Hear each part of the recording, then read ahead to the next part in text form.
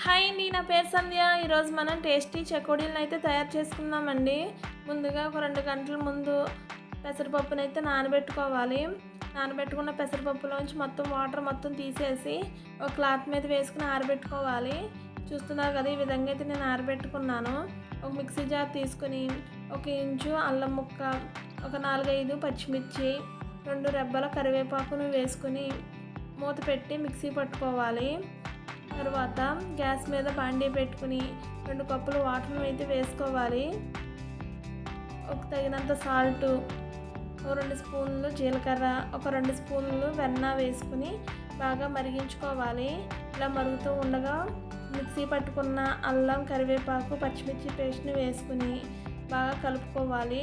తర్వాత 2 కప్పుల పిండిని అయితే వేసుకోవాలి. 1 కప్పు బియ్యం పిండి, 1 కప్పు మైదా పిండిని వేసుకుని చూపిస్తున్న విధంగా వాటర్లో బాగా మిక్స్ చేసుకోవాలి. పిండి మొత్తం ఈ విధంగా ఉక్కపెట్టుకోవాలండి.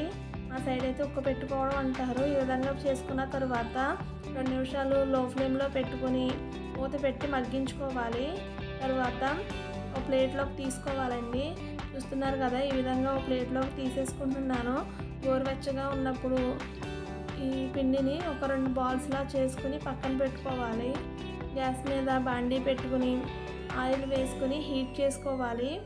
హీట్ చేసి సిమ్లో పెట్టుకోవాలండి. ఈలోపు మనం అయితే చెకోడీలని రెడీ చేసుకోవాలి. ముందుగా రెడీ చేసి పెట్టుకున్న బాల్స్ని ఒక పక్కకి పెట్టుకొని ఒక ప్లేట్లో పెసరపప్పును వేసుకుని చిన్న చిన్న బాల్స్లా చేసుకుని పిండిని ఈ విధంగా పొడవుగా అయితే చేసుకోవాలండి.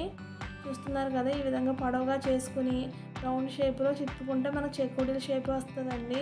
అంతే, మనం ఈ విధంగా అన్నిటినీ కూడా రెడీ చేసుకోవాలి. చూస్తున్నారు కదా, మనం అయితే షాప్లో లాగా అన్నీ సమానంగా అయితే రావండి.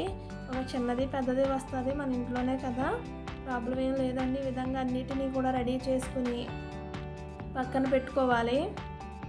మళ్ళీ చూపిస్తున్నాను చూడండి. ఈ విధంగా ఒక రింగులాగా చేసుకుంటే మనకి చెకోడీలు అయితే రెడీ అయిపోతాయి. మధ్యలో క్రాక్స్ వచ్చినా కూడా దగ్గర పెట్టుకుంటే మనకి అతుక్కుపోతుందండి. అంతే, వాటిని రెడీ అయిన వాటిని హీట్ అవుతున్న ఆయిల్లో ఒకదాని తర్వాత ఒకటి నెమ్మదిగా వేసుకుని 1 నిమిషం పాటు కదపకుండా అలాగే ఉంచేయాలండి. అలా ఉంచేయడం వల్ల మనకి చెకోడీలు విరిగిపోకుండా వస్తాయి. చూస్తున్నారు కదా, 1 నిమిషం తర్వాత గట్టి పెట్టి మొత్తం అన్నిటినీ తిప్పుకుంటూ ఫ్రై చేసుకోవాలి. గోల్డెన్ బ్రౌన్ కలర్ వచ్చే వరకు ఫ్రై చేసుకొని ఒక టిష్యూ వేసిన ప్లేట్లోకి తీసుకోవాలండి. ఎక్స్ట్రా ఆయిల్ ఏమైనా ఉంటే కూడా పీల్చుకుంటుంది. ఈ విధంగా అన్నిటినీ కూడా ఫ్రై చేసుకుని ఒక ప్లేట్లోకి అయితే తీసేసుకోవాలి. పిల్లలకి ఇంత ఆయిల్ ఫుడ్ అవసరమా అనుకుంటారండి. బయట కొనే వాటితో పోల్చుకుంటే ఇది చాలా తక్కువ అండి. ఎందుకంటే బయటవి వేయించిన ఆయిల్లోనే రకరకాలుగా అన్నిటినీ వేసి వేయిస్తారు. మనమేమో వాటిని డబ్బులు పెట్టి కొనుక్కుంటామండి. ఇలా మన ఇంట్లోనే హైజీనిక్గా తయారు చేసుకోవచ్చు. మీకు నచ్చితే కనుక ఒక చిన్న టీ గ్లాస్తో ట్రై చేసి మీ పిల్లలకి బాగా నచ్చితే అప్పుడు ఎక్కువగా తయారు చేసుకోండి. మీకు ఈజీగా ఉంటుంది. చేసుకుని వాటిని ఒక డబ్బాలో స్టోర్ చేసుకుంటే టేస్టీ చెకోడీలు రెడీ. మీకు ఈ వీడియో నచ్చితే please comment, like, share, subscribe. Bye.